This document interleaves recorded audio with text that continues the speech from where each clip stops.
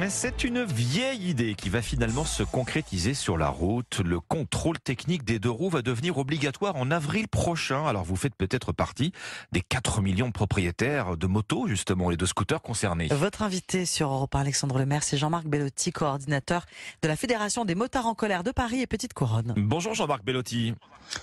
Bonjour. En tant que motard et représentant bien sûr des motards, c'est pas la mesure que vous attendiez, le contrôle technique obligatoire des deux roues. Si, on l'attendait parce que ça fait l'épée de Damoclès est sur notre tête depuis assez longtemps. Que vous espériez, je veux dire. Oui, tout à fait. Non, il faut dire que on avait gagné le contrôle technique. L'État avait effectivement entendu nos arguments et il y a un décret qui était sorti stipulant qu'il n'y aurait pas de contrôle technique en France.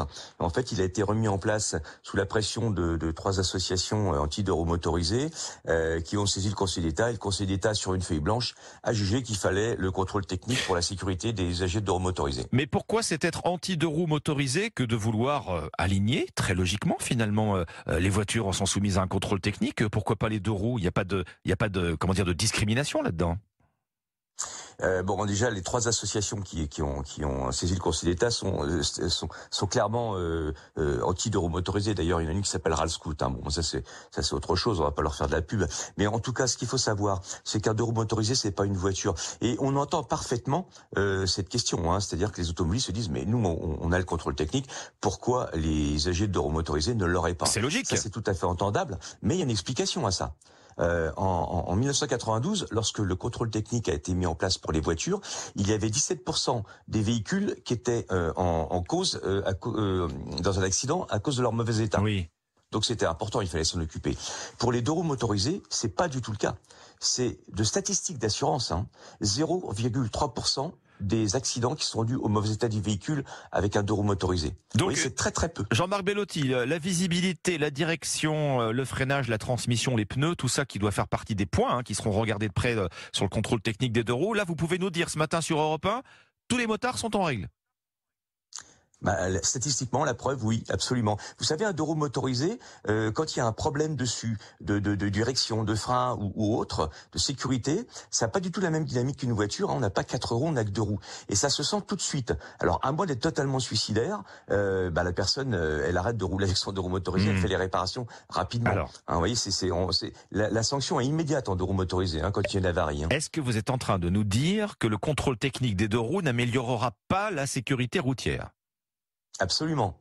Absolument, c'est ce que je suis en train de dire, puisque de toute façon, depuis 10 ans, nous avons moins 19% d'accidents corporels en moins pour les usagers de deux roues motorisés. Donc déjà, vous voyez, l'usager de deux roues motorisés est le bon élève de la sécurité routière.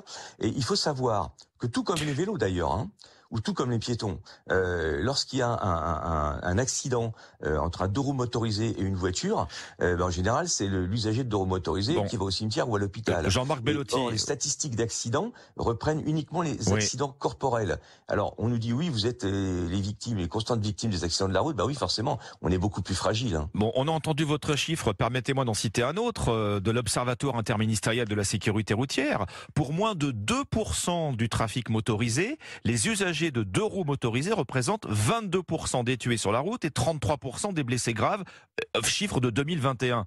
Ça, c'est parlant quand même. Vous êtes très minoritaire sur la route et vous êtes surreprésenté dans la mortalité. Oui, mais c'est ce que je viens de vous expliquer, parce que nous sommes des usagers fragiles.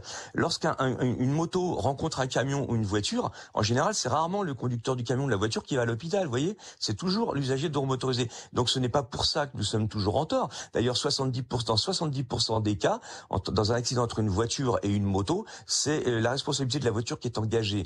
Donc nous avons du corporel parce que nous sommes des usagers fragiles. C'est un peu comme si vous me disiez, le piéton qui traverse et qui a un accident avec une voiture qui se fait renverser par une voiture, c'est un fou furieux parce qu'il va à l'hôpital. Non, c'est juste parce qu'il est beaucoup plus fragile que la voiture. C'est pareil pour les vélos. Alors, et nous sommes des usagers fragiles. Donc forcément, bien sûr, corporellement, nous sommes beaucoup plus touchés. Mais ce n'est pas pour ça que le contrôle technique va changer les choses. La vulnérabilité des deux roues, elle se conçoit aisément. Sur la route, c'est une évidence.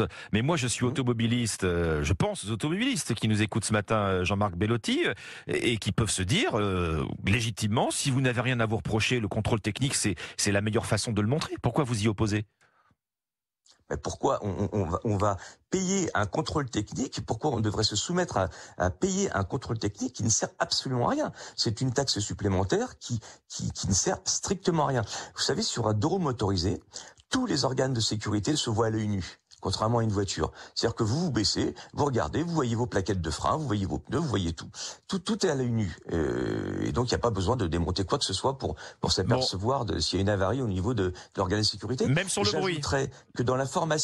J'ajouterais que dans la formation des usagers de deux roues motorisés, eh bien, il est inclus, le fait qu'on doit faire le tour de notre véhicule pour pouvoir regarder si tout va bien. L'électricité, les freinages, etc. Tout est visible à l'œil nu, c'est très facile à faire. Bon, vous allez vous engager un recours contre le Conseil d'État, hein, Jean-Marc Bellotti, contre cette mesure.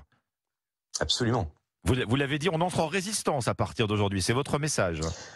Absolument. Alors, ça fait un bout de temps qu'on est rentré en résistance, mais là, effectivement, ça va se confirmer de plus en plus. Et il faut bien savoir que nous n'allons absolument pas baisser les bras contre cette mesure que nous trouvons totalement inutile. On l'a bien compris. En tout cas, pour les deux roues motorisés. On l'a bien compris en entendant votre message ce matin sur Europe 1 qui est passé. Merci Jean-Marc Bellotti, coordinateur de la Fédération des motards en colère de Paris et Petite Couronne. Merci.